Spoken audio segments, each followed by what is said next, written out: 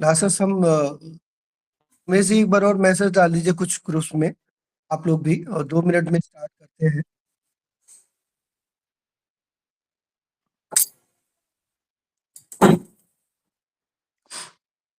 एक basic introduction, मैं ma'am किसी परिचय की मोहताज नहीं है।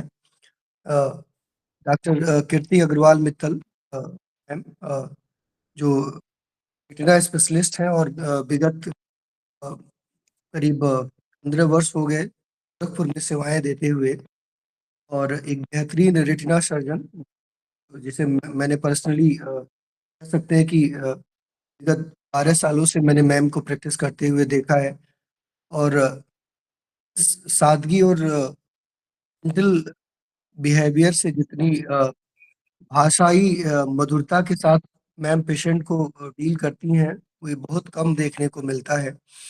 दूसरी चीज़ है कि मैंने हमेशा एक चीज़ देखा है कि वो अगर अपने प्रैक्टिस में पेशेंट को कुछ भी जानना होता है, समझना होता है, पैसे वाला पेशेंट है, नहीं है, सारे पहलुओं को किनारे रखते हुए हमेशा से वो पर्सनल टच के साथ पेशेंट को, मतलब एक एक जैसे केयरिंग होता है, एक मदर केयरिंग या एक फैमिलियर केयरिंग के साथ अ, वो हमेशा डील करती हैं। ये सबसे विशेष चीज़ है। और ये हॉस्पिटल जो गोरखपुर में है, वो एक बहुत ही अच्छी और बड़ी संस्थान है, जो विगत 10 साल तो हो गए हम गोरखपुर में ये हॉस्पिटल अपनी सेवाएं अब पूर्वांचल में दे रहा है। और आज ग्लूकोमा के लिए मैंने मैम से रिक्वेस्ट किया था, तो थोड़ा सा उन्होंने अपना जो बहुमूल्य समय निकाला है कि हम लोगों को पता चले बेसिक जो डायग्नोसिस है। अगर पेशेंट जब हमारे पास आता है, तो हमारे पास जो भी बेसिक सेवाएं हैं, सुविधाएं हैं, बेसिक इक्विपमेंट है, या कैसे डिजिटल टच करके हमें प्रेशर को जानना है, या बेसिक कैसे हम अवेयर हो ग्लूकोमा के बारे में। तो thank you so much ma'am.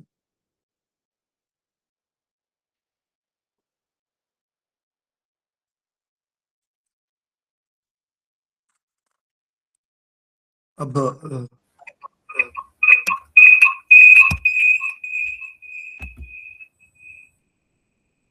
Thank you, Dev. Am I audible? Yes ma'am, yes. मैं पहले फ़ोन से कनेक्टेड थी, लेट हो रहा था, मेरे लैपटॉप में कुछ इश्यू था, बट अभी लैपटॉप से कनेक्टेड हूँ। देव, आपने बहुत ज़्यादा बोल दिया, बहुत-बहुत धन्यवाद उसके लिए, बट इतनी सारी तारीफ़ के काबिल नहीं हूँ मैं। बहुत कुछ अभी करना है, अभी दिल्ली दूर है, और very, very good evening to everyone. ये बहुत इम्पोर्टेंट टॉपिक है जिस पे देवव्रत ने प्लान किया, and thank you mister Dev. Thank you. I got the opportunity to interact with you all. तो हम लोग पहले अभी कैसे शुरू करें? टू वे शुरू करें, क्वेरीज बाद में लें, या एक बेसिक में ग्लोकोमा से स्टार्ट करूं? क्योंकि ये तो ऐसा है जो लगभग आपके फील्ड के सारे ही लोग जानते भी हैं और सारे ही लोग ट्रीट भी कर रहे हैं। एक्चुअली अभी बेसिक से स्टार्ट करते हैं, और बीच में अगर किसी को कोई क्वेश्चन होगा तो लास्ट में वो पुट अप कर ठीक लेंगे। ठीक ठीक ठीक हाँ, ठीक है। तो मैं अगर शुरू करूँ ग्लोकोमा से, कि ग्लोकोमा या काला मोतिया या समलबाई, तो एक हम लोग अगर एज अ मेडिकल प्रोफेशनल देखें, तो ये हमें जानना ज़रूरी है कि ये दो तरह का होता है। एक प्राइमरी ओपन एंगल ग्लोकोमा और एक क्लोज एंगल ग्लोकोमा। मैंने जो पहला वर्ड यूज़ किया प्राइमरी ओपन एंगल ग्लोकोमा, इसका मतलब कि ये सेकेंडरली भी किसी चीज़ से होता होगा। तो ये हम लोगों को मैं सारा कुछ क्लिनिकल टर्म्स में बता रही हूँ कि क्लिनिकली हम लोगों को कहाँ-कहाँ प्रॉब्लम फेस करनी पड़ती है। बहुत ज़्यादा थ्योरी में नहीं जा रही, और जहाँ-जहाँ, जो-जो इश्यूज़ आते हैं, उस पे डिस्कस करते हैं अपन। तो प्राइमरी ओपन एंगल के साथ-साथ आता है कि सेकेंडरी भी ग्लूकोमा होता है, तभी ये वर्ड प्राइमरी आया। Secondary glaucoma can be open angle and can be close angle, उस पे हम लोग बाद में आते हैं। हालाँकि 1 घंटा बहुत कम है, उसमें से भी काफ़ी टाइम निकल गया है हम लोगों का। तो ग्लूकोमा होता क्या है? 2 कारण से हो सकता है। या तो हमारे आँख के अंदर एक्वस ह्यूमर ज़्यादा बन रहा है, जिसकी वजह से आँख का प्रेशर बढ़ रहा है, या फिर एक्वस ह्यूमर की ड्रेनेज की जगह नहीं मिल रही है, और ड्रेनेज की जगह नहीं मिल रही है तो वो वहाँ का प्रेशर बढ़ा रहा है। जैसे मैं जो पेशेंट्स को समझाती हूँ कि कहीं पे बाढ़ आई है, तो या तो बहुत सारा पानी आ गया है तब बाढ़ आएगी, या फिर जो पानी वहाँ से बह रहा था उसको रोक दिया गया तब बाढ़ आएगी। तो अब हमें उसको रोकना है, उसको कंट्रोल करना है। तो दूसरा उसका तरीका क्या होता है कि जो पानी आ रहा है, हम लोग उसका प्रोडक्शन रोकें तो बाढ़ रुकेगी, या फिर जिस चीज़ ने उसको रोक रखा है, उसमें कहीं रास्ता खोल दें जिससे कि वो बाढ़ नहीं आएगी। जो पानी ज़्यादा बनता है या ज़्यादा आता है, that is called open angle glaucoma, और जब हम रास्ता रोक के रखते हैं पानी का, that is called close angle glaucoma. Angle means trabecular meshwork. तो उस ट्रैबुकुलर मेशवर्क से जब ड्रेनेज कम हो जाता है तो हम क्लोज एंगल कहते हैं। अब तीसरा आता है सेकेंडरी ग्लूकोमा। सेकेंडरी ग्लूकोमा किसी डिजीज की वजह से हो सकता है। ज़रूरी नहीं है कि वो आई की ही डिजीज हो, किसी सिस्टमिक डिजीज की वजह से भी हो सकता है, या फिर ये किसी ड्रग इंड्यूस्ड की वजह से हो सकता है, जो सबसे कॉमन है। जैसे हम एक एग्जांपल लेते हैं ड्रग इंड्यूस का। हम लोग स्टेरॉइड बहुत कॉमनली यूज़ करते हैं बच्चों में, स्पेशली जब वीकेसी का पेशेंट होता है, एलर्जी कंजंक्टिवाइटिस के पेशेंट्स होते हैं, तो वो अक्सर करके पेशेंट को हम लोग देते हैं स्टेरॉइड, लेकिन वो खुद ही डालते रहते हैं। हम लोग उनको सजेस्ट करते हैं कि स्टेरॉइड डालो तो दिखाओ, हमें उनको टेपर करना है। ये मैं बताना चाहूँगी सभी लोगों को, सभी लोग आप लोग प्रैक्टिस में हो, हमारी फील्ड के बैकबोन हो, कि स्टेरॉइड अगर यूज़ कर रहे हैं तो पेशेंट का रेगुलर आईओपी चेक होना चाहिए। तो एक तो आता है स्टेरॉइड इंड्यूस्ड ग्लूकोमा, दूसरा आता है secondary glaucoma because of some complication in the eye, like अगर लंबे समय तक किसी को आयराइटिस है। जब आयराइटिस होगा तो जो प्यूपिल है वो लेंस के ऊपर चिपक जाएगी। उसी प्यूपिल के रास्ते पोस्टीरियर चैम्बर से एंटीरियर चैम्बर की ओर हम लोग का एक्वस फ्लूइड आता है, और जब हम उसको ब्लॉक कर देते हैं तो प्यूपिलरी ब्लॉक ग्लूकोमा हो जाता है। इसी तरह का प्यूपिलरी ब्लॉक ग्लूकोमा होता है जब पेशेंट को मैच्योर कैटरैक्ट या इंटुमेसेंट कैटरैक्ट होता है। इंटुमेसेंट मीन्स जब वो फूल जाता है, तब क्या होता है कि वो लेंस फूल के आगे आ जाता है और प्यूपिलरी ब्लॉक कर देता है। ये जो हम लोग कहते हैं lens induced glaucoma. Lens induced glaucoma, is it okay mister Dev, because मैं सारे जो प्रैक्टिकल फेस करते हैं हम लोग वही बता रही हूँ। हाँ हाँ जी ma'am, it's okay, no problem. फिर आते हैं जैसे लेंस इंड्यूस्ड ग्लूकोमा, हम लोग कई बार देखते हैं एलआईजी लिख देते हैं कि हाँ पेशेंट को कैटरैक्ट है और हमने एलआईजी लिख दिया। वो भी दो तरीके से हो सकता है, या तो लेंस फूल गया है और वो आगे आके प्यूपिलरी ब्लॉक कर दिया है, that is lens induced glaucoma. Phacomorphic, यानी लेंस की शेप की वजह से, लेंस जैसा है उसका शेप कैसा है, गोल हो गया है, आगे आ गया है, प्यूपिलरी ब्लॉक कर दिया है। दूसरा आता है फेकोलिटिक, जब हमारे लेंस का मैटर, जब केमिकल्स बाहर निकलने लगते हैं एंटीरियर चेम्बर में, तो वो रिएक्शन क्रिएट करते हैं, उसको हम फेकोलिटिक ग्लूकोमा कहते हैं। दोनों में ही प्रेशर बढ़ता है, लेकिन दोनों का मैनेजमेंट बहुत ज़्यादा चेंज हो जाता है। उसी तरह से स्टेरॉइड इंड्यूस्ड का मैनेजमेंट बहुत चेंज हो जाता है, वो हम लोग मैनेजमेंट जब सुनेंगे तब आगे बढ़ेंगे। अब आते हैं हम लोग प्राइमरी ओपन एंगल ग्लूकोमा में, जो जेनेटिक होता है। हमारे पास जितने भी पेशेंट्स आते हैं, यदि वो 40 इयर्स प्लस हैं, तो उन सबका प्रेशर ज़रूर चेक करिए। यदि आप शियोर्ट से प्रेशर चेक कर रहे हैं, तब तो टेंटेटिवली सही ही आएगा। अगर आपका शियोर्स क्लीन है, उसमें कोई ऑब्स्ट्रक्शन नहीं है, उसका आपने कैलिब्रेशन सही से किया हुआ है, तो टेंटेटिवली सही आएगा। पर यदि आप एप्लीनेशन कर रहे हैं किसी भी 40 प्लस के पेशेंट का, तो उसके लिए आपको पैकीमेट्री की नीड होगी। हम लोग उसके कॉर्नियल थिकनेस से असेस करेंगे कि उसका प्रेशर कितना है। यदि 40 प्लस से किसी पेशेंट का 20 अबव आता है, तो हम लोग उसको ग्लूकोमा में रखेंगे, और उसके साथ-साथ देखेंगे कि उसका ऑप्टिक नर्व कैसा है, because optic nerve is the main thing which gets hampered in glaucoma. Optic nerve में हमें डिस्क देखना आना चाहिए कि हमारा डिस्क कप रेशियो कितना है, 0.3 टू 0.4 नॉर्मल होता है। और साथ ही साथ जब हम लोग, अगर फंडस, बहुत सारे लोग होंगे आप में जो फंडस देखने के प्रैक्टिस्ड होंगे, तो जब हम लोग फंडस देखते हैं तो हर स्लिट लैंप में एक ग्रीन कलर की लाइट होती है, या इनडायरेक्ट में ग्रीन कलर की लाइट होती है। हम लोग जब उस ग्रीन लाइट से फंडस को देखते हैं, तो अगर आरएनएफएल का डैमेज है तो उसमें दिखाई देता है फैन शेप का आरएनएफएल डैमेज। ये बुक में पिक्चर मिलेगी, ज़रूरी नहीं है कि क्लिनिकली हमें बहुत पिक्चर मिले, लेकिन सीडी रेशियो हमें क्लिनिकली दिख जाता है। तो 40 प्लस फंडस तो आइडियली सारे पेशेंट का देखना चाहिए, लेकिन 40 प्लस पेशेंट का इंट्राऑकुलर प्रेशर के साथ-साथ आपको फंडस या डिस्क ज़रूर देखनी चाहिए। एक चीज़ और है कि हम लोग इस केस किसी भी इस तरह के प्राइमरी ओपन एंगल में ऐसा नहीं है कि सिर्फ़ प्रेशर ही ट्रीट कर रहे हैं। हम लोग ओवरऑल प्रेशर के साथ-साथ ऑप्टिक नर्व भी देख रहे हैं। तो बहुत बार ऐसा होता है कि ऑप्टिक नर्व पे चेंजेज़ होते हैं होते नहीं होते हैं सॉरी, ऑप्टिक नर्व पे चेंजेज़ नहीं होते हैं, लेकिन इंट्राऑकुलर प्रेशर ज़्यादा रहता है। पेशेंट कंप्लेन करता है कि मुझे दिक्कत हो रही है और वो उसमें उसको हम लोग कहते हैं ऑक्यूलर हाइपरटेंशन। और कभी-कभी होता है कि टेंशन नॉर्मल रहता है, लेकिन हमें ऑप्टिक नर्व में चेंज दिखता है, तो that is called as normal tension glaucoma. इसीलिए मैंने कहा कि हम लोग जब भी एग्ज़ामिन करते हैं, तो हम लोग देखते हैं कि डिस्क के साथ-साथ उसका जो इंट्राऑकुलर प्रेशर है, वो कॉरेस्पॉन्ड कर रहा है कि नहीं कर रहा है। अब आते हैं इसके सिम्पटम क्या होते हैं, ये तो हमारे पास आया और एक रूटीन जो होता है, वो मैंने बताया कि रूटीन टेस्ट होना ही चाहिए हर 40 प्लस पेशेंट का। और आपके पास अगर कोई पेशेंट आता है 40 प्लस का और यदि उसको फैमिली हिस्ट्री है, उसके माता को, जी को, पिता को, बड़े भाई को, किसी को भी फैमिली हिस्ट्री है, तो उनको ग्लूकोमा का टेस्ट ज़रूर होना चाहिए।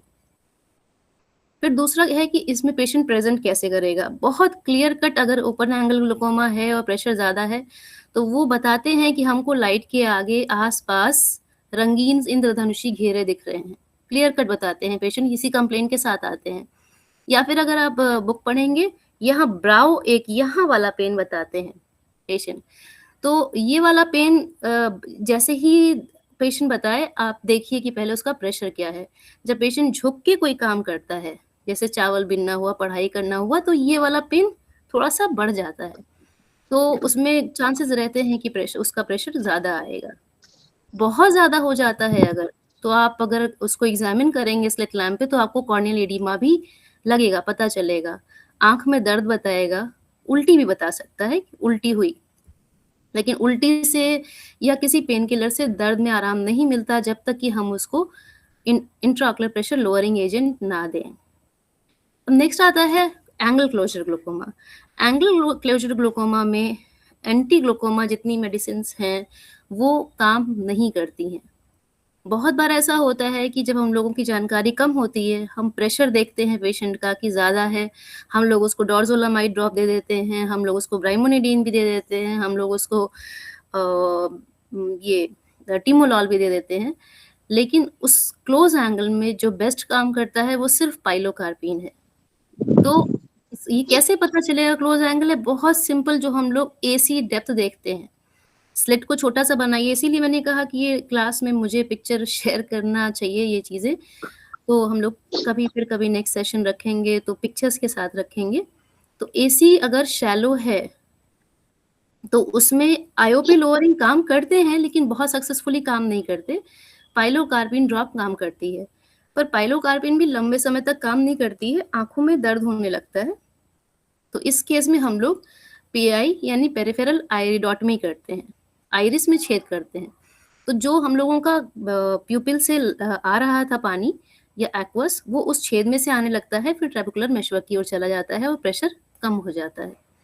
एसी शैलो है अगर और प्रेशर नहीं भी बढ़ा हुआ है, तो भी it is always safe to do the PI. अब हम लोग आते हैं मेडिसिन पे, या फिर हम कैसे प्रोसीड करें। पेशेंट आया और लेट्स से कि उसका प्रेशर 21 है, तब कैसे करेंगे? 20 तक का प्रेशर नॉर्मल होता है, या 11 कह लीजिए कि 10 टू 20 प्रेशर नॉर्मल है। 10 से कम आता है तो हम लोग हाइपो में कहते हैं कि हाँ, आईज़ जो हैं वो सॉफ्ट हो रही हैं, और 20 से ज़्यादा होता है तो हम उनको हाई प्रेशर कहते हैं। 20 ज़्यादा है लेकिन 21 क्या है, उसको हम लोग ग्लूकोमा सस्पेक्ट में रखते हैं।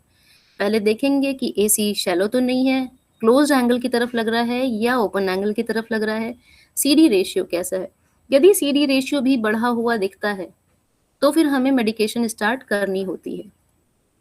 यदि सीडी रेशियो आपको नॉर्मल लग रहा है, 0.3 0.4 लग रहा है, प्रेशर 21 है, तो आप उसको हर 2 से 3 महीने पे 3 बार कम से कम देखिए। जैसे एक आम तौर पे जो मैं पेशेंट्स को समझाती हूँ कि शुगर की दवाई ज़िंदगी भर चलनी है। एक बार आपका शुगर 180 आ गया, 90 आ गया, तो आप शुगर की दवाई नहीं शुरू करेंगे। आपको लगेगा कि कुछ गड़बड़ खा लिया है, इसलिए दवाई अगली बार देखते हैं। उसी तरह से बीपी की दवाई एक बार जल्दी ज़्यादा आ जाता है, तो हम लोग नहीं शुरू करते, हम लोग मॉनिटरिंग करते हैं। तो उसी तरह से हम लोग इंट्राऑकुलर प्रेशर की भी कम से कम 3 बार मॉनिटरिंग करें और तीनों बार हम लोग ध्यान देंगे कि प्रेशर के साथ-साथ उसका डिस्क कैसा है या कॉर्निया कैसा है या कंप्लेन क्या है। इस तीनों चीज़ों को मिला के फिर हम उनकी दवा को स्टार्ट करेंगे। इसके जैसे चूँकि इसकी दवाई ज़िंदगी भर चलनी है, तो अगर 20-21 आ रहा है, तो ही हम उसको पोस्टपोन कर सकते हैं कि हाँ, हम उसको फ़ॉलो कर लें।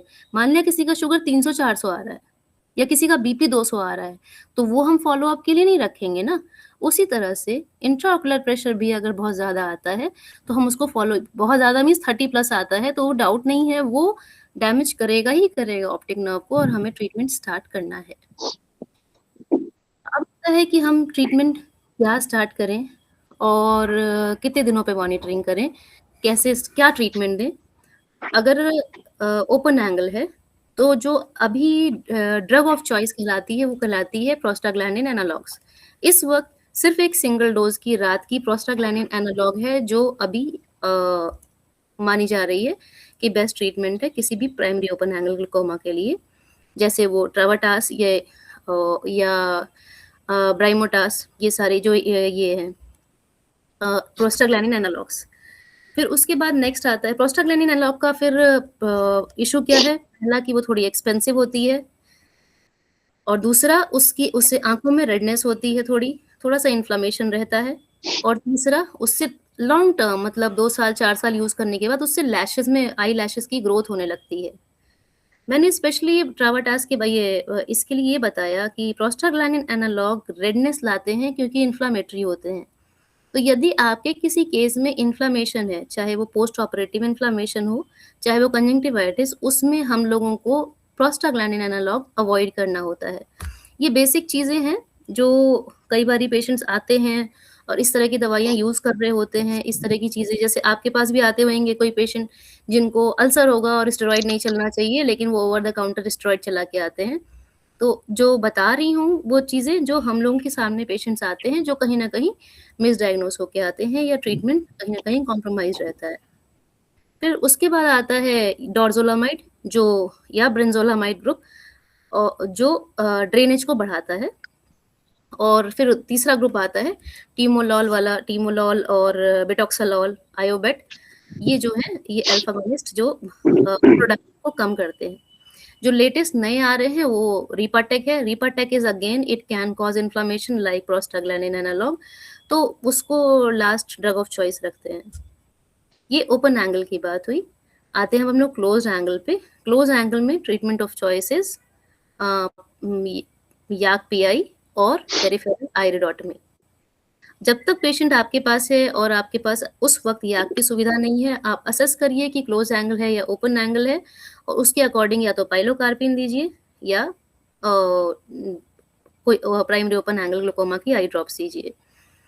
अगर इसके अलावा अगर प्रेशर बहुत ज़्यादा है, 30-40 है, पेशेंट को पेन हो रहा है, तो हम लोग ओरल कार्बोनिक एनहाइड्रेज़ इन्हिबिटर जिनको कहते हैं, यानी कि डायमॉक्स देंगे। डायमॉक्स इंस्टेंट रिलीफ़ करेगा और एसिटाज़ोलामाइड सस्टेन रिलीज़ हम लोग देते हैं बाद के लिए, जैसे आयोपार एसआर या अवा-एसआर। अगर पेशेंट डायबिटिक नहीं है, तो आप ग्लिसरीन 50 ml दीजिए। बहुत ज़्यादा है, आप पेरीफेरी में हैं, तो आप कैनुला लगवाइए और मैनिटॉल दे दीजिए। उससे भी इंस्टेंट रिलीफ़ हो जाएगा। ये आपके सामने जो पेशेंट्स हैं, तो इसका ट्रीटमेंट है। बाकी इसके अलावा अगर हमारी प्राइमरी ओपन में हमारा 2 से 3 ड्रग्स या 4 ड्रग्स काम नहीं कर रही हैं, तब हम लोगों को लैंड करना होता है सर्जरी में, जो फ़िल्ट्रेशन सर्जरी होती है, जो अपने यहाँ आमतौर पे गोरखपुर में होती है। वो ट्रैब होता है, तो ट्रैब में होल कर देते हैं और वो जितना भी एक्वस एक्स्ट्रा बन रहा है, वो सब कॉन्जंक्टिवल स्पेस में जाके वहाँ से सिस्टमिकली एब्ज़ॉर्ब हो जाता है।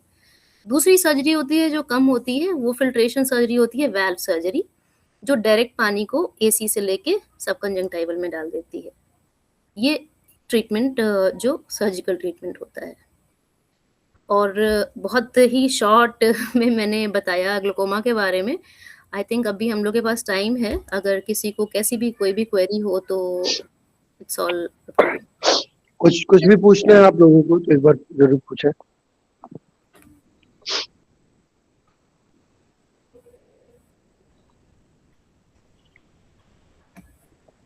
एनीवन? देवेश?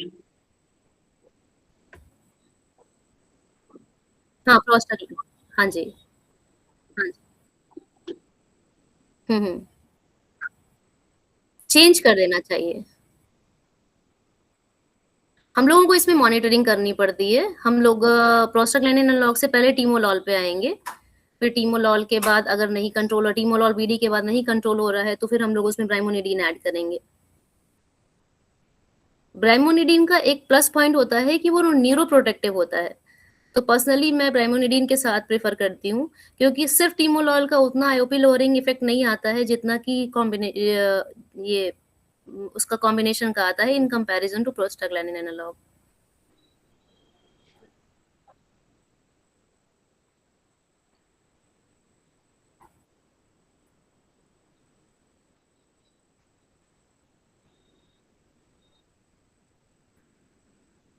हुँ।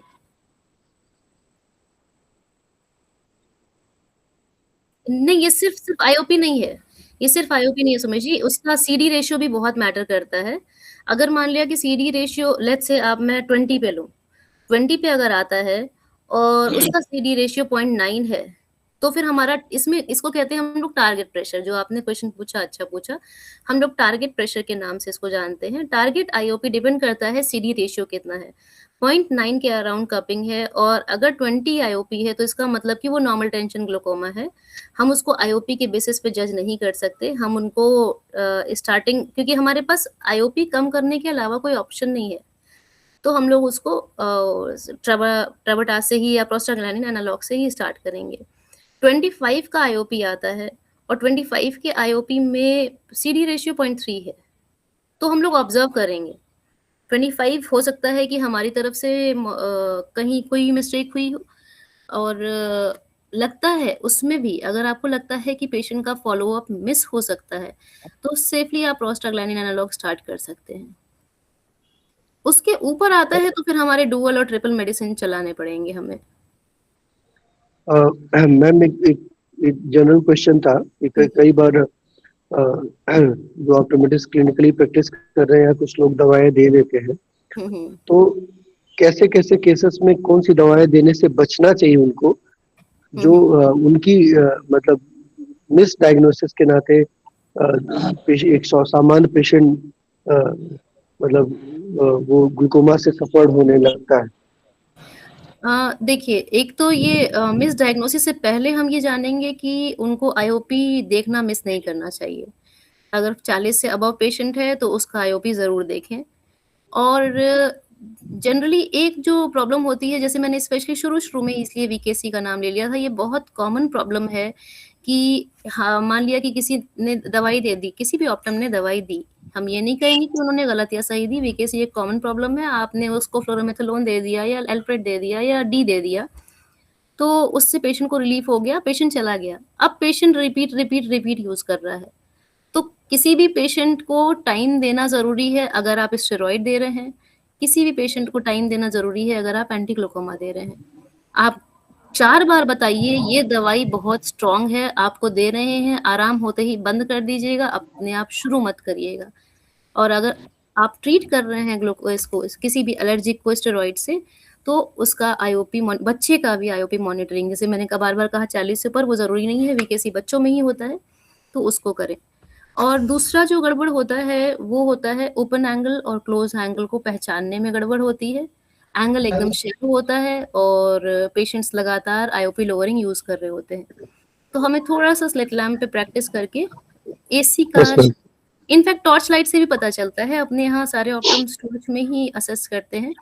टॉर्च को हम लोग टेम्पोरली साइड से डालते हैं, अगर हमें नेज़ल वाला इस साइड से डालेंगे तो नेज़ल वाली आइरिस नहीं दिखेगी, इधर से डालेंगे तो इधर की नेज़ल की नहीं दिखेगी। तो उससे क्लियर पता चलता है कि एसी शैलो है। तो बेसिकली मैम अगर किसी के पास सियास टोनोमीटर भी नहीं है हाँ जी। और पेशेंट आ रहा है उनके पास, तो सबसे पहले उसके कंप्लेन को नोटिस करेंगे कि वो कंप्लेन क्या कर रहा है, हुँ, हुँ। कैसा उसका कंप्लेन है, तो उससे थोड़ा सा कोरिलेट करेंगे कि हाँ हो सकता है कि इस पेशेंट को अगर पेन है या पेरिफेरल एरिया में भी काफी दबाव महसूस हो रहा है, तो हो सकता है कि उसको ग्लूकोमा हो सकता है। हाँ, हम लोग डिजिटल भी चेक कर सकते हैं। डिजिटल हाँ में जी, एक हाँ चीज़ जी। ध्यान रखनी होएगी कि हम पेशेंट को नीचे देखने बोलते हैं। जब हम डिजिटल करते हैं तो रिफ्लेक्सली पेशेंट ऐसे आँख बंद कर लेगा तो बेल्स फिनोमेनन से उसकी कॉर्निया यहाँ आ जाएगी। जब आप प्रेस करोगे तो कॉर्निया को करोगे। तो वो करने के बजाय पेशेंट को बोलो कि नीचे देखे। आप ध्यान दो कि पेशेंट आँख ना बंद करे, नीचे देख रहा हो। फिर यहाँ पे डिजिटल प्रेशर देखो। डिजिटल प्रेशर की प्रैक्टिस के लिए आपको खुद अपनी आँख पे 2-3 बार ऐसे करके, उसमें ऐसे-ऐसे करके दोनों हाथों से उँगली से ऐसे-ऐसे प्रेस नहीं करना है, 1 बाय 1 प्रेस करते हैं। उससे हम लोगों को उसका कंसिस्टेंसी पता चलता है आई बॉल का। ये बहुत सिंपल तरीका है। आप 20 और 22 में अंतर नहीं कर सकते, लेकिन 20 और 30 में अंतर आराम से कर सकते हो, once you are practised enough with the digital IOP monitoring. Okay, thank you. कोई और क्वेश्चन किसी और को? कोई गुड और evening ma'am. Question? Hello. Good evening ma'am.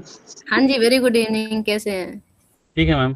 Ma'am एक क्वेश्चन था ये कि कई बार पेशेंट ग्लूकोमा पे मतलब कहीं भी ट्रीटमेंट पे ग्लूकोमा एंटी ग्लूकोमा यूज कर रहा है हुँ, और कभी कभी वो पेशेंट कंजक्टिवाइटिस टाइप के मतलब कंप्लेन में आता है, रेडनेस ईचिंग डिस्चार्ज के साथ हुँ। अचानक हो जाता है, तो उस टाइम पे उसको कैसे मतलब अगर एज ए प्राइमरी कैसे मैनेज करना चाहिए या क्या सजेस्ट करना चाहिए? ग्लूकोमा जैसे एंटी ग्लूकोमा ड्रॉप पे तो है ही है पेशेंट, हाँ, लेकिन हाँ, तो उसको कोई सिमिलरली रिलेशन नहीं है, वो कंजक्टिवाइटिस कंटिन्यू रहेगा। अगर नहीं, आपको उसमें उसमें क्या प्रेफर करना चाहिए मैम? अगर स्टेरॉइड भी प्रेफर करना है या कुछ देना है, क्योंकि कंजक्टिवाइटिस है बिना स्टेरॉइड के ठीक नहीं हो रहा, तो इसमें डर हुँ। लगता है कि क्या प्लान नहीं, किया नहीं, जाए 2 तरह का या 2 क्या तरह बताएं? का है। देखो 2 तरह का जी वो हुआ। जी आपने कंजंक्टिवाइटिस बोला तो हम लोग आते हैं एक तो हुआ ये जो वायरल कंजंक्टिवाइटिस जो इन्फेक्टिव होता है, दूसरा होता है एलर्जिक। अगर जी कोई ma'am. Patient anti glaucoma use कर रहा है, तो ये अगर हम लोग प्रोस्टाग्लैंडिन एनालॉग पे आते हैं, प्रोस्टाग्लैंडिन जी एनालॉग इन्फ्लेमेशन कर रहा है, ऑलरेडी उसको इन्फ्लेमेशन है। तो जी उसमें आप एक बार को प्रोस्टाग्लैंडिन एनालॉग रोक सकते हैं और रोकने के बाद आप दूसरा कोई एंटी ग्लूकोमा चलाने के साथ-साथ वायरल कंजंक्टिवाइटिस जो हम लोग एंटीबायोटिक से ट्रीट करते हैं, उसको कर सकते हैं। और दूसरा चीज़ आता है कि एलर्जिक कंजंक्टिवाइटिस, उसमें आपको स्टेरॉइड यूज़ करना ही करना है। आप आराम से स्टेरॉइड यूज़ करिए, लेकिन आईओपी मॉनिटरिंग के साथ। अगर कोई पेशेंट मान लिया कि प्रोस्टाग्लैंडिन एनालॉग यूज़ कर रहा है और उसको एलर्जिक कंजंक्टिवाइटिस होती है, कोई भी होती है जिसमें आपको स्टेरॉइड यूज़ करना पड़ रहा है, आप जी स्टेरॉइड मॉनिटरिंग करिए, स्टेरॉइड डालिए और आईओपी जी मॉनिटरिंग करिए। आपको लगता है कि आईओपी बढ़ रहा है, तो कोई भी एंटी जी ग्लूकोमा ऐड करिए, टिमोलॉल या ब्राइमोनिडिन या डोरज़ोलामाइड, ब्रिंज़ोलामेड कोई भी ऐड करिए और उसपे जी स्पेशली पर्चे पे लिखिए स्टेरॉइड रिस्पोंडर। आपके जी स्टेरॉइड से बढ़ा, वो पहले आईओपी जी लोअरिंग ले रहा था और उसका प्रेशर ठीक था। जी स्टेरॉइड से बढ़ा, जैसे-जैसे आप स्टेरॉइड टेपर करेंगे, पेशेंट को जी मॉनिटरिंग में रखिए। मान लिया आपने ब्रिंज़ोलामाइड शुरू की, ब्रिंज़ोलामाइड जी बंद करिए और वो जी अपने आप धीरे-धीरे आईओपी सिर्फ़ उसके प्रोस्टाग्लैंडिन से कंट्रोल रहेगा। नहीं जी कंट्रोल रहता है तो मतलब कि उसका ये ग्लूकोमा थोड़ा-सा और बढ़ गया है, प्रेसिपिटेट कर गया है, फिर आपको दूसरा जी ड्रग ऐड करना पड़ेगा। जी लेकिन स्टेरॉइड रिस्पोंडर आम तौर पे जैसे-जैसे स्टेरॉइड खत्म होता है, वो आईओपी नॉर्मल पे आ जाता है। तो स्टेरॉइड देने से हाँ जी, at that time ma'am steroid देना चाहिए कि नहीं चाहिए? मतलब अगर कंजक्टिवाइटिस नॉर्मल डिस्चार्ज के साथ ईचिंग नहीं, डिस्चार्ज डिस्चार्ज नहीं वाले है, में नहीं देते तो हैं। उसमें थोड़ा नहीं, डिस्चार्ज जी अगर मैं कंजंक्टिवाइटिस पे आऊँ, तो जो वायरल कंजंक्टिवाइटिस होती है और अगर आपके पास पेशेंट विदिन 24 आवर्स आ गया है, एक्यूट वायरल कंजंक्टिवाइटिस, तो उसमें स्टेरॉइड जी मत दीजिए, क्योंकि उसमें वायरल लोड बहुत ज़्यादा होता है। 3 से 4 दिन में आता है, तो वायरल लोड कम हो जाता है, उसके बाकी के सिम्पटम्स होते हैं, तो भी आप स्टेरॉइड ओडी स्टार्ट करिए और क्लोज़ फ़ॉलो-अप में रखिए, तो वायरल उनका लोड क्या कौन लगने सी के स्टेरॉइड बाद। प्रेफर करना चाहिए मैम? वो उसकी सीरियसनेस पे डिपेंड करता है। हम लोग पर्सनली लो डोज़ एल्प्रेड प्रेफ़र करते हैं या फिर जी मान लिया पेशेंट को पैपुले बहुत ज़्यादा हैं, फॉरेन बॉडी जी सेंसेशन बहुत ज़्यादा हो रहा है, तो जी फिर लोटिप्रेडनॉल कम देते हैं क्योंकि उसमें ऑलरेडी पार्टिकल्स होते हैं, तब हम फ्लोरोमेथालोन देते हैं। जी तभी हम डेक्सा और प्रेडनिसोलोन नहीं देते हैं, या तो लोटिप्रेडनॉल और अगर फॉरेन बॉडी सेंसेशन ऑलरेडी है, जो कंजंक्टिवाइटिस पे आम तौर पे होता है, तो फिर फ्लोरोमेथालोन। लेकिन यहाँ पर क्लोज़ मॉनिटरिंग रखनी पड़ती है उसकी। और दूसरा एक चीज़ और होता है, कंजंक्टिवाइटिस में कई बारी हमारा ये स्टेरॉइड कॉर्निया को भी हार्म कर देता है, तो we have to be very vigilant और ओडी से ही स्टार्ट करिए। ओरल दे जी दीजिए, वो ज़्यादा सेफ है। जी मैम। और एक क्वेश्चन और था मैम हाँ जी, हाँ जी, बिल्कुल। एक अप्रॉक्स 55 ईयर ओल्ड लेडीज थी, वो सिंस 2 ईयर वो ग्लूकोमा पे मतलब अलग अलग जगह कई जगह पे मूवमेंट की थी। अभी विजन उनका राइट में पीएल सस्पेक्टेड, लेफ्ट में पीएलपी आ रहा है। तो वो उनका आईओपी मैंने मतलब 80 किया था, 60 आ रहा था, 60 62 आ रहा था। उनका ये कहना था मेरा शुरू से कंट्रोल नहीं रहता, विजन मेरा कम होता गया है और अभी हम और इसमें माकुलर पेन है, दोनों आंख में दर्द भी है। तो अभी उनको फिर क्या सजेस्ट करना है, क्या बताया जाए उनको उनको? तुरंत फिल्ट्रेशंस, क्योंकि देखो राइट में तो पीएल डाउटफुल है, पर जी लेफ्ट में मैम। पीएल है। जी एटलीस्ट वो थोड़ा सा चल के विंडो तक या दरवाजे तक जा पा रही होंगी। ऐसा जी तो पॉसिबल ही नहीं है कि शुरू से 60 रहा हो। वो जी डेफिनेटली फॉलो अप मिस करती होंगी और जिसकी वजह उन्होंने से कई उनका बार कहा कि हमको कई बार डॉक्टर्स ने कई बार मैनिटॉल भी मतलब उनको बताया 18-19 बार मैनिटॉल लग चुका है, वो कई तो तरह का मतलब उन्होंने। वो सर्जरी उनकी जब उनका 40 से कम नहीं हो रहा था तभी सर्जरी हो जानी चाहिए थी। जी पीएलपीआर तक पहुंचना ही चाहिए था। उनकी सर्जरी पीएलपीआर है तो इसका मतलब कि 0.9 कपिंग से ज्यादा नहीं, कम नहीं है। जी मैम। पीएलपीआर तभी जाता है, बल्कि हैंड मूवमेंट फिर भी रहता है 0.9 में। तो अगर जी पीएलपीआर है तो मतलब एक्सट्री एडवांस ग्लूकोमा हो गया है। और एडवांस ग्लूकोमा पहुंची कैसे वो या तो किसी गलत बंदे के पास गई थी जिनको जो सर्जरी करते नहीं है और वो जी ड्रॉप से ही कोशिश करते रहे कंट्रोल करने की, मैनिटॉल से ही करते रहे। आ गया। जी तो आइडियली उनकी टाइमली सर्जरी होनी चाहिए थी और अभी भी अगर उनका 60 है तो भी उनकी जी सर्जरी होनी चाहिए, नहीं तो फिर वो पीएलपीआर भी चला जाएगा। एक चीज विश्वास और उनको है, उनको उनको सर्जरी के लिए सजेस्ट करना चाहिए ना मैम? हाँ, एक यस चीज और है, 60 बोल है तो उनको कॉर्नियल एडिमा भी होगा।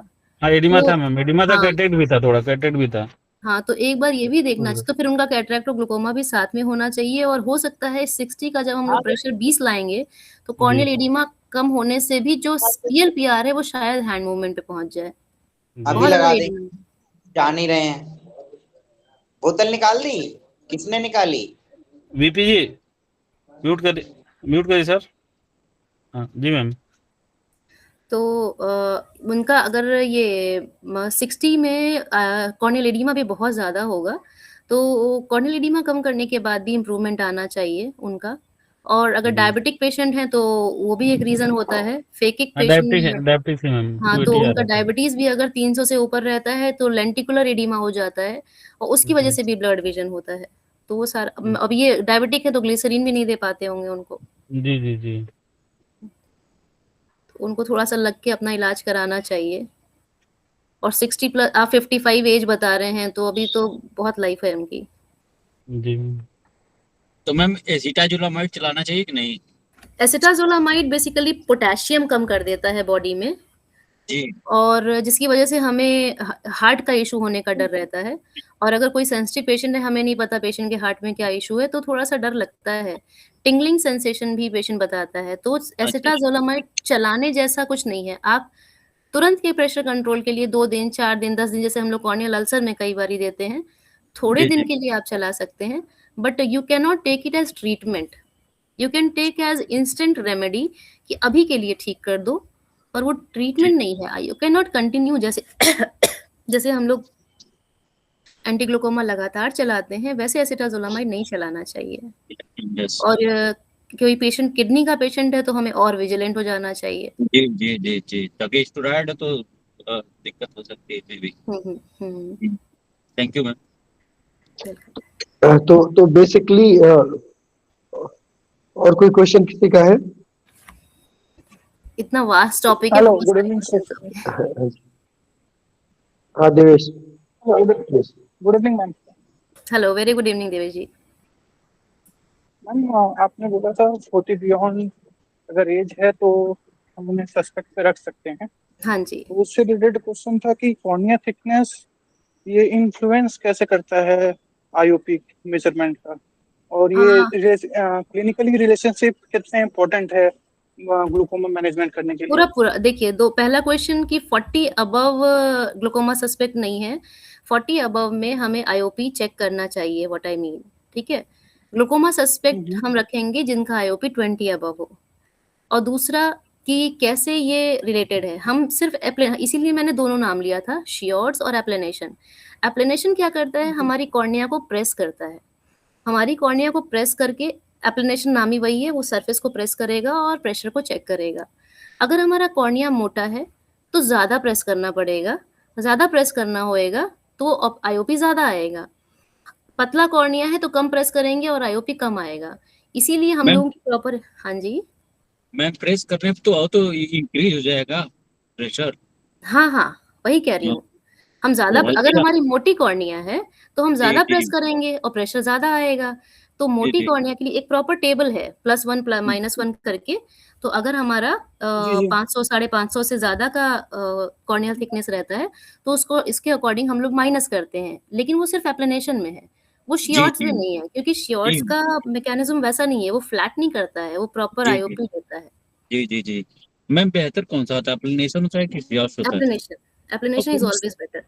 अच्छा टेक्निक। एप्लीनेशन में भी हमें वो थोड़ा ध्यान देना होता है कि हमने मायर्स की थिकनेस बहुत ज़्यादा नहीं रखनी है। बहुत ज़्यादा रखेंगे तो मायर्स पहले ही फ्यूज़ हो जाएँगे, प्रेशर कम आएगा, मायर्स पतला रहेगा तो ज़्यादा आएगा। तो वो भी ध्यान रखना पड़ता है एप्लीनेशन में। और कोई क्वेश्चन है किसी का? Thank you ma'am. Basically glaucoma effect बहुत सारा कुछ करता है, लेकिन हमारे पास इंट्राओकुलर प्रेशर को कंट्रोल करने के अलावा कोई इलाज ही नहीं है। Yes ma'am. तो बेसिकली अगर जो भी ऑप्टोमेट्रिस्ट अपने क्लिनिक पे प्रैक्टिस कर रहे हैं उनको थोड़ा सा भी डायग्नोसिस अगर वो उनको महसूस हो रहा है कि ग्लूकोमा है, प्रेशर हाई है, तो हाँ, पेशेंट को बेसिकली अवेयरनेस क्रिएट करिए कि हाँ आपको हाँ, ये बहुत ज़रूरी है। हम लोगों ने ग्लूकोमा वीक पे भी कोशिश की और लगातार हम लोग हैंडबिल भी पेशेंट को डिस्ट्रीब्यूट करते हैं। पर सच्ची बताएँ तो हमारे नॉर्थ इंडिया साइड में अवेयरनेस ही नहीं है, जिस पे हमें काम करना है। Yes ma'am. आप सब भी मेहनत कर रहे हो, बैठे हो, लेकिन जब पेशेंट को ही नहीं पता होगा तो वो दिखाने क्यों आएगा? तो सबको मिल के उस पे काम करना चाहिए। तो बेसिकली स्क्रीनिंग वगैरह भी सब लोग कर सकते हो और जो भी हायर सेंटर है फिर आप वहाँ रेफर करिए अगर आपको लग रहा है, क्योंकि पेशेंट को अगर हम मिसलीड भी कर रहे हैं या उसको कंफ्यूजन कर रहे हैं, बाद में उसका जो पेरिफेरल विजन लॉस हो जा रहा है तो भी दिक्कत होगी तब। तो बेसिक भी ऑप्शन यही है कि हम क्लिनिकों पे सीआर टोनोमीटर तो बजट में है, मतलब वो हर व्यक्ति ले सकता है। बेस्ट ऑप्शन में वही है सीआर टोनोमीटर, मतलब बजट में। हुँ, हुँ। और ईज़ी भी है, एप्लीनेशन में थोड़ा-सा लर्निंग कर्व है। Yes ma'am. श्योर करना ईज़ी भी है और रिलायबल भी है। एटलीस्ट टेंटेटिव आइडिया तो लग ही जाता है। यस तो मैम। कैसे पता चलेगा कि मान लीजिए ग्लूकोमा पेशेंट है, अगर वो हिस्ट्री कुछ बताता है तो कैसे? हिस्ट्री में मेन तो जैसे मैंने बताया कि ओपन एंगल में तो वो रंगीन घेरे बताएगा या फिर ब्राउ एक बताएगा और आँखों में दर्द बताएगा और वही अगर क्लोज़ एंगल है तो वो इतना ज़्यादा दर्द होता है क्लोज़ एंगल में, इसीलिए हम लोग उसको एंगल क्लोज़र अटैक कहते हैं। सीवियर जी पेन होता है, सिलियरी कंजेशन होता है, वॉमिटिंग होती है और ये सारी चीज़ें सब पेशेंट खुद ही बताते हैं कि हमने दर्द की दवाई ली लेकिन कोई आराम नहीं है। हमें उल्टी आ रही है, हमें तो कोई आराम नहीं है। और वो प्रेशर मैंने इसीलिए कहा डिजिटल डिजिटल थोड़ा-सा अपनी आँख पे, घरवालों की आँख पे थोड़ा-थोड़ा प्रैक्टिस करें सब लोग, पेशेंट को जी नीचे दिखा के। डिजिटल से बहुत ज़्यादा अच्छा अंदाज़ा लग जाता है कि प्रेशर ज़्यादा है कि नहीं है। एटलीस्ट इंस्टेंट ट्रीटमेंट की ज़रूरत है कि नहीं। जी मैम। मैम प्रेशर जो है 10 से नीचे भी आ सकता है क्या? बहुत कॉमन है, 10 से नीचे आ सकता है। सबसे ज़्यादा कॉमन कारण जो है, वो है आइराइटिस। आइराइटिस में प्रेशर अक्सर करके जब तक अगर वो वायरल नहीं है, तो आइराइटिस में कम आता है, एंड ऑफ में कम आता है। उसमें क्या ट्रीटमेंट हो सकती है? नहीं बेटा उधर से आ रहा है ना हाँ जी। ट्रांसपोर्ट। 10 से नीचे आए तो उसमें क्या ट्रीटमेंट हो सकती है? 10 से नीचे किस कारण से है वो देखना होता है। अगर कोई पहले इन्फ्लेमेशन है कारण को तभी ठीक कम करेंगे। आता है। तो हमें हमें इन्फ्लेमेशन ट्रीट करना है। अच्छा अच्छा। अगर आई थाइसिस में जा रही है तो भी आईओपी कम आता है।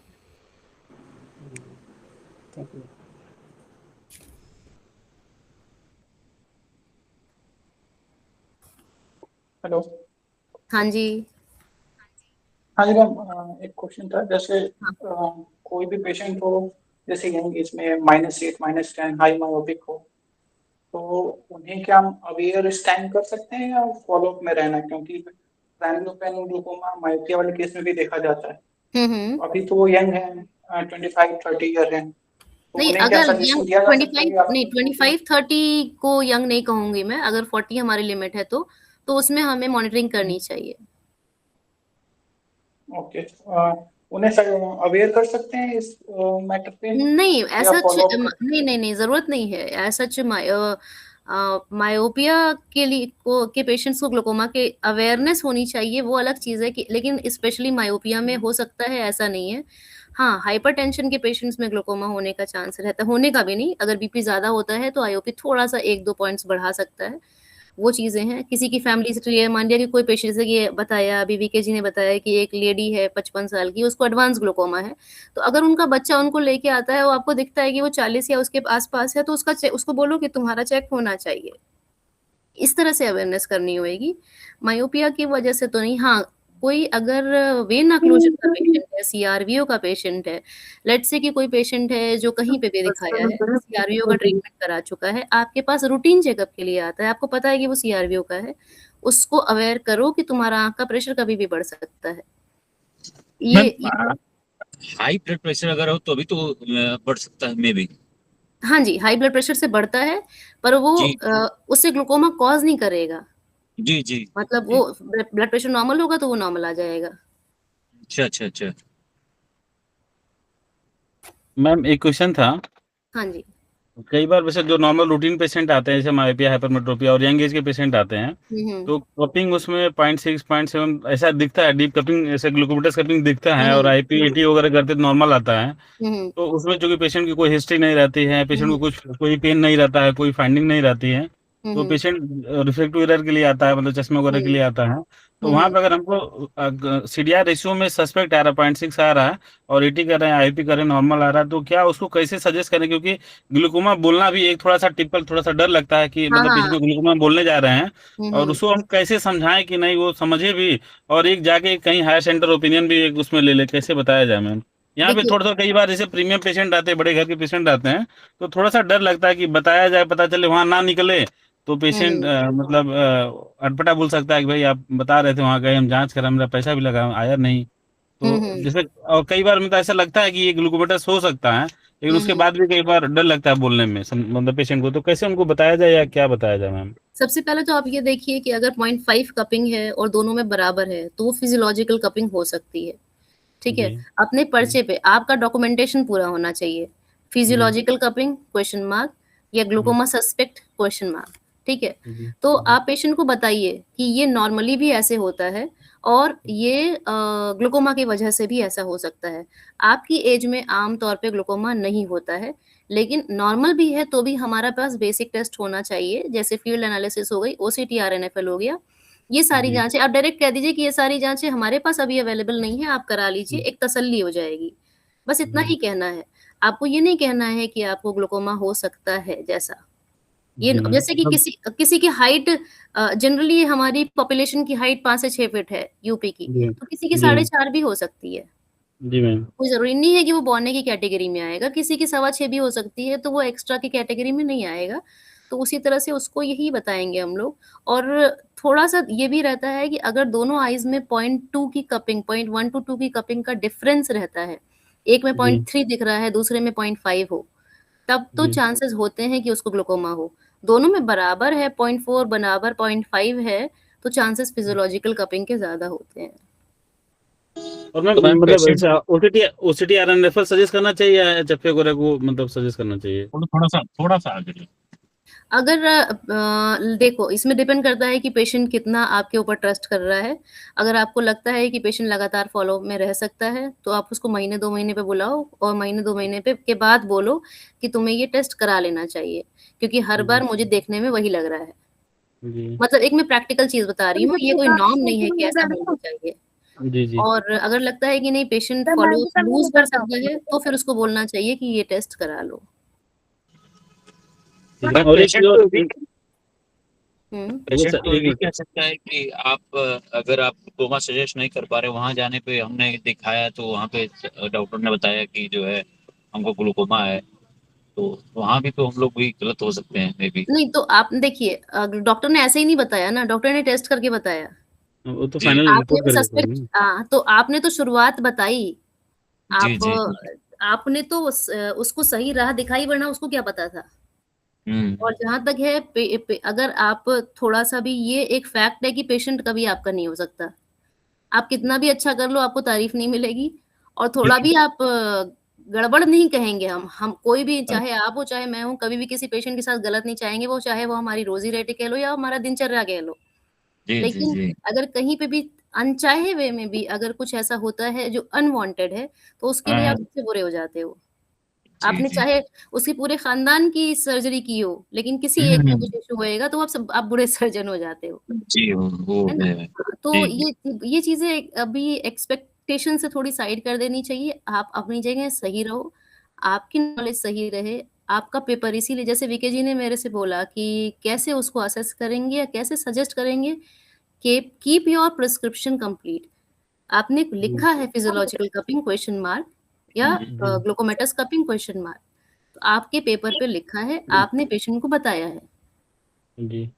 और वो सस्पेक्ट है, क्वेश्चन मार्क मीन्स सस्पेक्ट, और वो सभी लोग लिखते हैं। हर सर्जन भी थोड़ा भी डाउट रहता है तो लिखता है, उसमें कोई बहुत ज़्यादा आपको एडमिट होने की ज़रूरत नहीं, और ज़रूरी नहीं है। बहुत बार आता है कि पेशेंट की ओसीटी आरएनएफएल में चेंजेस होते हैं, लेकिन वो एमआरआई में कुछ और निकलता है, वो ग्लूकोमेटास नहीं होता।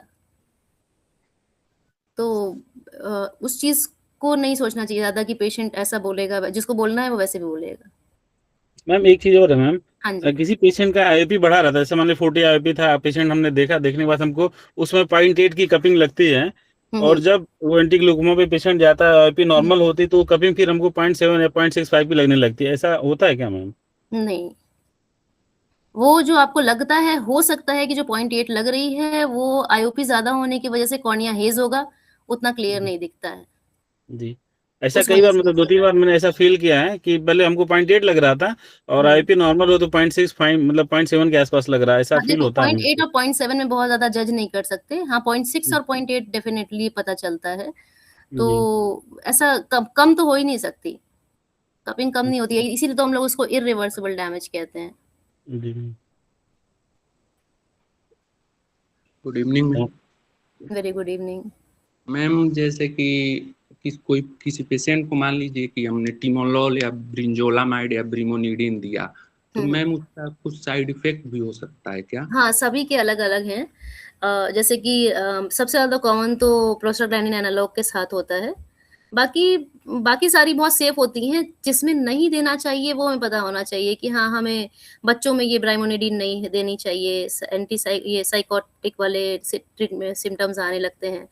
तो जो हमें जानना ज़रूरी है कि हमें क्या करना है, और हमें ये जानना ज़्यादा ज़रूरी है कि हमें क्या नहीं करना है। तो वो चीज़ है कि हमें किसमें नहीं देना है।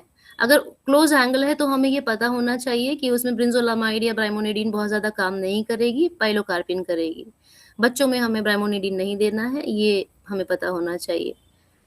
बच्चों में तो शियोर्स ही कर पाते हैं हम लोग। हम लोगों को बच्चों में भी एक बारी, स्पेशली जब छोटे बच्चे होते हैं, कॉन्जेनाइटल ग्लूकोमा होता है, वो मैंने डिस्कस नहीं किया। उसमें कॉर्निया थोड़ी-सी बड़ी लगती है, स्क्लेरा ब्लू लगती है, हेज़ी लगती है, बच्चे के आँख से लगातार पानी आता है, तो वो चीज़ मिस नहीं करनी चाहिए। बताना, और ये अगेन वही चीज़ मैं कहूँगी कि अवेयरनेस कम है लोगों में, तो पता नहीं चलता है। मैम प्रेशर बढ़ने से फुल आई भी हो सकता है क्या?